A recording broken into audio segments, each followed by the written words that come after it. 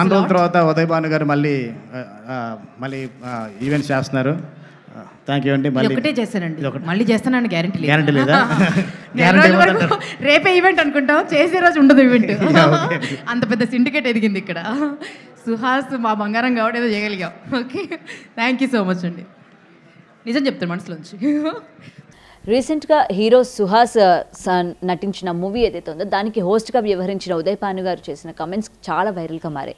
అయితే ఎప్పటి నుంచో అసలు ఈ యాంకరింగ్ ఫీల్డ్లోని కేవలం సుమ గారు, శ్రీముఖి గారు, అనసూయ గారు వీళ్ళేనా, ఇంతకుముందు ఉన్న వాళ్ళు సరిగ్గా చేయరా, లేకపోతే వాళ్ళకి అవకాశాలు రారా, లేకపోతే తొక్కేస్తున్నారా అన్న క్వశ్చన్స్ చాలా మందిలో ఉంటాయి. ఎందుకంటే వాళ్ళని అభిమానించే అభిమానులు కూడా వీళ్ళని మేము ఎందుకు చూడలేకపోతున్నాం అని చెప్పి చాలామంది అడుగుతున్న పరిస్థితి కూడా కనిపిస్తుంది. ఈ నేపథ్యంలో ఇటు ఉదయ్ భాను గారు చేసిన కమెంట్స్ ఏవైతే ఉన్నాయో, మేబీ ఇదే నాది లాస్ట్ అవ్వచ్చు, లేకపోతే మళ్ళీ నాకు వస్తుందో రాదో కూడా చెప్పలేము, ఏదో సుహాస్కి నా మీద అభిమానం ఉంది కాబట్టి ఈరోజు ఇక్కడ నేను చేస్తున్నాను అని వచ్చేటట్టు మాట్లాడిన మాటల్ని ఏ విధంగా తీసుకొచ్చి అంటారు. సో నిజంగానే ఇలాగా ఈ పోటీలు అన్నవి ఉంటాయి అన్న విషయాలు తెలుసుకునే వాళ్ళు మనతో పాటు ప్రముఖ ప్రొడ్యూసర్ నట్కుమార్ గారు ఉన్నారు. సార్ నమస్తే.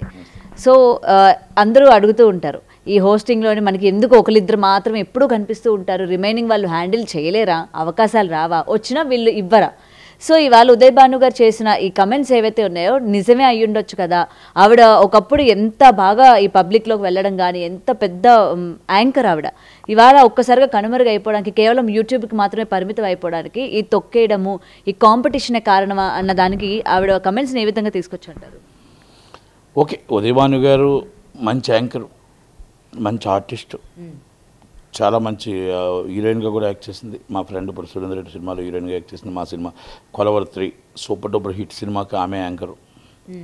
అలా ప్రతి సినిమాకి ఆమె యాంకరింగ్లో ఇస్ నెంబర్ 1, టాప్ 1. ఈరోజు సుమా గారు అంటున్నారు కదా, ఇస్ ఒకనొక టైంలో టాప్ 1 ఆమె. మరి ఆ రోజు ఆమె టాప్ 1లో ఉండేటప్పుడు కొంతమంది ఇదే కామెంట్స్ చేశారు కదా. మరి ఆమె టాప్లో ఉండేటప్పుడు అప్పుడు సుమా గారు 3rd or 4th ఉండేవారు చాలామంది. మరి ఆమె టాప్ 1. ఆమె ఎంత అంటే అంత రెమ్యునరేషన్ ఇచ్చేవారు. అసలు ఖాళీ దొరికేది కాదు. 2 hours 3 hours రోజు 2-3 ప్రోగ్రామ్స్ కూడా చేసేవారు, నాకు బాగా తెలుసు. మరి అలాంటప్పుడు మరి ఆమె మాట్లాడేటప్పుడు ఆమె దగ్గర కింద ఉన్న వాళ్ళందరూ వాళ్ళు ఎంత బాధపడి ఉంటారు. వాళ్ళందరూ కూడా ఆ రోజు వాళ్ళని కూడా మీరు తొక్కినట్టే కదా. అంటే ఇది తొక్కడం అంటూ ఉండదు. ఇది ఒక్కొక్క టైం ఒక్కొక్కరికి వస్తుంది. ఆనాడు ఈ టైం మీకు వచ్చింది, ఈనాడు ఈ టైం సుమా గారికి వచ్చింది, అంతే. అంతకన్నా ఇప్పుడు మీరు ఆనాడు అందరినీ తొక్కేసి మీరు పైకి వచ్చారని మీరు ఓకే అనుకుంటే, ఆమె అందరినీ తొక్కి సుమా గారు పైకి వచ్చారనుకోవచ్చు. ఇక్కడ అంతా ఏముంటుందంటే కొంతమంది మేనేజర్లు ఉంటారు, కొంతమంది మొత్తం హీరోలు ఉంటారు. పలానా యాంకరింగ్ బెటర్, అంతే, ఆ యాంకరింగ్ పెట్టండి. పలానా కామెడీ ఆర్టిస్ట్ బెటర్, ఆ కామెడీ ఆర్టిస్ట్ని పెట్టండి. మరి అప్పుడు అందరూ కూడా మరి మిమ్మల్నే కదా ఎంకరేజ్ చేశారు. మరి మీరు కొన్ని మీ అనువైన కారణాల వల్ల, మీ వ్యక్తిగత కారణాల వల్ల మీరు కొంత దూరం అయ్యారని నేనంట. మీరు కొంత దూరం అయ్యారు. దూరం అయితే అప్పుడు ఆటోమేటిక్గా ఇంకోసం అందరూ ఇంకోరు దూరిపోతారు. మేబీ ఈ సినిమా ఫీల్డ్లో ఒక్కరు ఛాన్స్ వస్తే ఇంకొక ఛాన్స్ పైకి వచ్చేస్తుంది. వాళ్ళ టాలెంట్ చూపించుకున్నారు. ఇది నెంబర్ 1 టాలెంట్గా ఉండేటప్పుడు, మీరు సూపర్బ్ ఉండేటప్పుడు, మీ వ్యక్తిగత కారణాలు కొన్ని విషయాల్లో మీరు దూరం అయ్యారు ఇండస్ట్రీకి కొంత టైం. ఆ టైంలో కొంతమంది హైలైట్ అయ్యారు, మళ్ళీ మీరు స్టార్ట్ అయ్యేటప్పుడు లో అయ్యారు. మళ్ళీ తర్వాత కొంచెం ప్రోగ్రామ్స్ చేసుకుంటూ వచ్చారు. ఈరోజు మీరు నేనే ఉండగలుగుతాను లేకపోతే నేను ఉండను అంటే కంపల్సరీ ఉండాలి. ఈ టైంలో వీళ్ళు ఉండాలి. ఈ టైం కొన్ని సంవత్సరాలు హీరోయిన్గా కొంతమంది చేస్తారు, కొన్ని సంవత్సరాలు వదిన క్యారెక్టర్లు చేస్తారు, కొన్ని సంవత్సరాలు తల్లి క్యారెక్టర్లు చేస్తారు. తర్వాత సినిమా కనుమరుగు అయిపోయి కొత్త వాళ్ళు వస్తారు. అలాగే ప్రతిసారి అందరూ అంతే. మనం శాశ్వతంగా ఇండస్ట్రీని వెళ్దామని మనం అనుకోవడానికి లేదు. అలాగే మనకి ఇండస్ట్రీలో మనం టోటల్గా ఈ రావు, మనకి ఇది ఏమంటారు, ఆ ఇండస్ట్రీలో మనకి ఏమి అవకాశాలు రావు అని అనడానికి లేదు. మీరు ఎన్నో అవకాశాలు వచ్చాయి.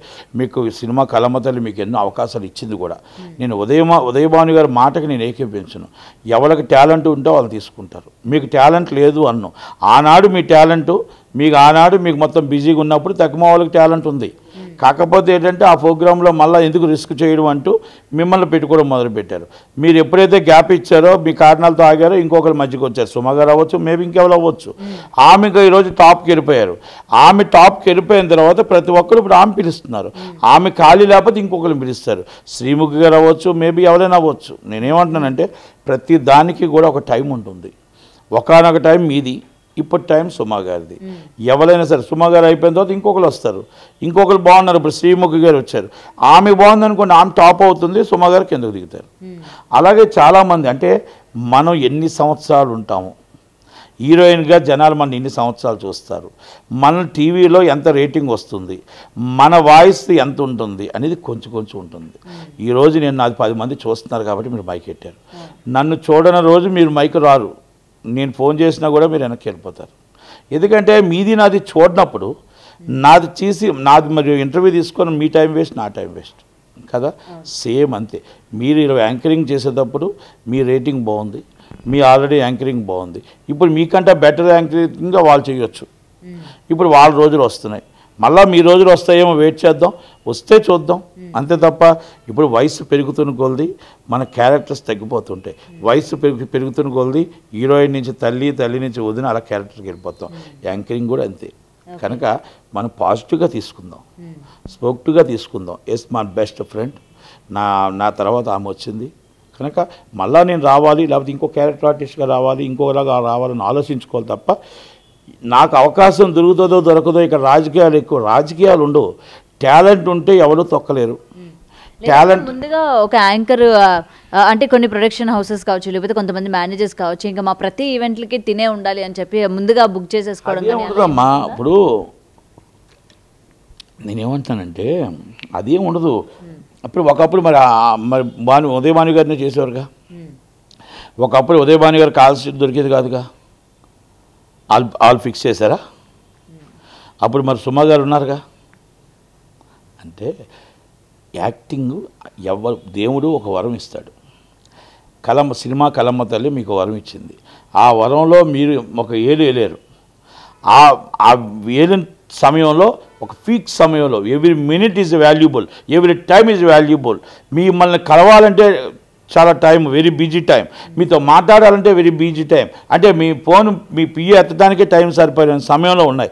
ఆ రోజు మీకు కొన్ని వ్యక్తిగత కారణాలు రావడం వల్ల, మీరు డౌన్ పాన్ అవ్వడం వల్ల, ఆ రోజు మీరు కొంచెం బ్రేక్ ఇవ్వడం వల్ల ఇంకొకరు ముందుకు వచ్చారు అని ఎందుకు అనుకోవట్లేదు. నేను అనేది అది, అంతకని ఇంకేం కాదు. ఇప్పుడు నేను బాగా టాప్లో ఉన్నంత నా వ్యక్తిగత కారణాలు లేకపోతే ఇంకో కారణాలు ఏదో ఒకటి నేను బ్రేక్ ఇచ్చా. నా బ్రేక్ తర్వాత ఇంకొకరు బాగా వచ్చారని ఎందుకు అనుకోకూడదు కదా. మనం అలాగనుకొని వెళ్తూ ఉండాలి తప్ప ఈరోజు నటికుమారే టాప్ ఇక్కడ, లేకపోతే ఈరోజు ఇంకొకరు టాప్ అని కాదు. ఇక్కడ ఇది రైలు బండి ఎక్కుతూ ఉంటారు, దిగుతూ ఉంటారు. ఈ ఇండస్ట్రీ కలమ్మ తల్లి అందరినీ ప్రేమిస్తుంది, అందరినీ ఆదరిస్తుంది. కలమ్మ తల్లి అదృష్టం మనకి ఇస్తుంది. ఆ అదృష్టాన్ని నిలబెట్టుకుంటామా నిలబెట్టుకోమా, ఒక్కొక్కరు ఒక్కొక్క దారిలో వెళ్తుంటారు. ఒక్కొక్కరు లైఫ్ని నిలబెట్టుకుంటారు, ఒక్కొక్కరు లైఫ్ని పోగొట్టుకుంటారు. ఒక్కొక్క లైఫ్ని దీని వచ్చిన డబ్బుని జాగ్రత్త పెట్టుకుంటారు, ఒక్కొక్క లైఫ్ని మొత్తం టోటల్ రోడ్డు మీద పడిపోతారు. ఇది మన పుట్టక ముందు నుంచి ప్రతిరాజు చరిత్ర ఇది. సావిత్రమ్మ గారిని చూసాం, ఎంతోమందిని చూసాం, రంగారావు గారిని చూసాం, అల్లు రామలింగ గారిని చూసాం. మొత్తం చరిత్ర చూసుకొచ్చాం, పెద్ద పెద్ద వాళ్ళని తీసుకొచ్చాం. వాళ్ళందరూ ఒక్కొక్కరు టాప్లో ఉన్న వాళ్ళు ఉన్నారు, కింద దెబ్బతిన్న వాళ్ళు ఉన్నారు, ఇబ్బందులు పడిన వాళ్ళు ఉన్నారు, అన్నీ ఉన్నారు. మరి కలమ్మ తల్లి అందరినీ ఆదరిస్తుంది. ఆదరించిన తర్వాత మనం ఏ నిర్ణయం ఎత్తుక్కుంటాం, ఏ రూట్ ఎత్తుక్కుంటాం అనేది ఆలోచించుకోవాలి. శోభన్ బాబు గారు ఒక రూట్ ఎత్తుక్కున్నారు, 1000 కోట్లు సంపాదించారు. ఒక కృష్ణ గారు ఒక రూట్ ఎత్తుక్కున్నారు, వాళ్ళ కొడుకు పెద్ద హీరో అయ్యాడు. ఒక్కొక్కరు ఒక్కొక్క టైపు. కృష్ణరాజు గారు, ప్రభాస్ గారు వాళ్ళు ఒక టైపు. అంతకుముందు అందరూ అంటే వాళ్ళు సూపర్గా ఉన్నారు. అలాగే ఎంతోమంది కదా, ఒక్కళ్ళు మనం అంటానికి లేదు. మరి అందరికీ ఒక్కొక్క పందా ఎత్తుక్కున్నారు. ఆ పందాలో ఒకరికి ఇబ్బంది కలిగి ఉండొచ్చు, ఒకరికి వచ్చే ఇబ్బంది కలిగినోడు సినిమా కలమ్మ తల్లి ఇబ్బంది పెట్టలే. మనం తెలుసుకోనో తెలియకో ఇరుక్కున్నాం. సినిమా కలమ్మ తల్లి ఇచ్చిన ఛాన్సు. ఒకప్పుడు మా నాన్న పేదవాడు, మా అమ్మ పేదది, మేము చాలా కూటికి ఉండేవాళ్ళమి. మాకు చూస్తే మాకు రోజుకి బస్సుకి డబ్బులు ఛార్జీల్లోకి వెళ్ళేవాళ్ళమి. కనుక మా పిల్లలకు ఆ పరిస్థితి రాకూడదు అని చెప్పి సినిమా కలమ్మ తల్లి దగ్గరికి వచ్చి ఆ కలమ్మ తల్లి పాదాల మీద దండం పెట్టి మాకు భిక్ష పెట్టావు, మా జీవితం ఇచ్చావు తల్లి, జీవితాంతం మేము మర్చిపోమని చెప్పి వాళ్ళ ఫ్యూచర్ పాత గతం గుర్తు చేసుకుంటూ ఆ లైఫ్ని గుర్తు చేసుకుంటూ పిల్లల్ని ఈరోజు బెంచ్ కారులో తిప్పుతున్న కొంతమంది ఉన్నారు, చాలామంది ఉన్నారు వాళ్ళంతా. అలాగే వాళ్ళు లేని వాళ్ళు వచ్చినా ఆ గతం గుర్తొచ్చినా ఇప్పుడు నరమంతప సిరి వచ్చి నడి రోడ్డు మీద పడిపోయి కొన్నాటికి బానిస అయిపోయి నడి రోడ్డు మీద పడిపోయిన వాళ్ళు కూడా ఉన్నారు. అది సినిమా కలమ్మ తల్లి బిడ్డలే. కనుక దారులు రెండు ఉంటాయి, మంచి దారి చెడు దారి. నీకు దేవుడిచ్చిన వరాన్ని నువ్వు చెడుదారి ఎత్తుక్కుంటే నువ్వు నాశనం అయిపోతావు, మంచి దారి ఎత్తుక్కుంటే నువ్వు అందరం ఎక్కుతావు కదా. ఈ రెండు దారుల్లో ఏ దారి కావాలని కలమతల్ని అడిగితే మనం కొంతమంది ఏమనుకుంటారంటే దేవుడిచ్చిన వరం నాకు మంచి దారే కావాలనుకుంటారు. లేదు నేను మొత్తం టోటల్గా ఒకప్పుడు నాకేం డబ్బు లేదు, ఈరోజు డబ్బు వచ్చింది, గర్వం పెరిగింది, నాకు మొత్తం పిఏలు వచ్చాయి, కార్లు వచ్చాయి, అన్నీ వచ్చాయి, మళ్ళా మొత్తం టోటల్గా నేనే రాజు నేనే మంత్రి అంటారు. కళ్ళు తీసి కళ్ళు తెచ్చారు, లోపల మంత్రులు పోయి అందరూ పోయి కిందకి దబ్బని పడతారు. మారుతి కారు ఉండదు, సైకిల్ కూడా ఉండదు.